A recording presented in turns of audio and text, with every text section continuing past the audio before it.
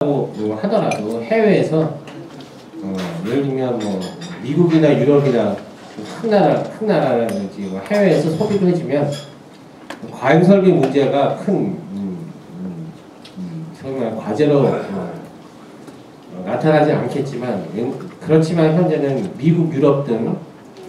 이런 선진국들도 뭐 불경기에 들어가 있는 상황이기 때문에 중국이 투자를 해서 설비는 많이 지어놨는데 이제는 팔 데가 없어지는 그러한 문제가 생겨났습니다. 그래서 결국은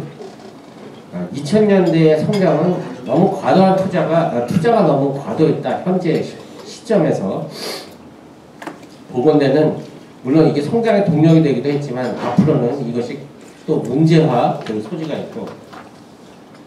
따라서 이 국가 주도에 이렇게 정부가 은행을 통해서 은행을 그러니까 국영은행을 통해서 전부 투자를 주도하다 보니까 민간 비중이 계속 축소하게 되고 또 이렇게 또 국가 부분이 커지다 보니까 이 빈부격차도 굉장히 커지는, 중국의 빈부격차는 지금 현재 세계에서 가장 높은 수준인데, 국가가 주도하는 정책의 혜택을 받은 사람들은 뭐 잘 아시겠지만 뭐 명동에 와서 뭐 몇천만 원어치씩 시계도 사고 뭐 명품 쇼핑도 한다고 하지만 대부분의 사람들은 국가가 주도하는 정책의 혜택을 못 받는 대부분의 사람들은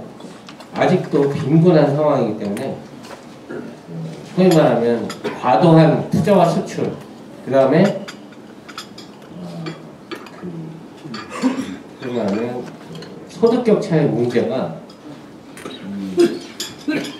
5세대 지도부가 해결해야 되는 굉장히 큰 과제입니다. 그런데 이런 문제 해결을 위해서는 결국은 국가가 가졌던 힘을 민간 부분으로 이양을 하고, 민간 부분으로 이양을 하기 위해서는 가장 중요한 것이 금융인데, 금융산업을 소위 말하면 현재는 중국 은행들은 4대 국영은행이 전체 은행 산업의 50%의 비중을 차지하고 있는데, 그만큼 중국의 국영은행들이 중국 경제를 좌지우지하고 있는 상황이면서 이러한 국영은행들을 민영화하고, 따라서 국영은행들이 국영기업뿐만 아니라 민간기업들에게도 자금을 대출을 해줄 수 있는 이러한 이제 구조를 만들어서 민간 부분으로 자금이 흘러 들어가고,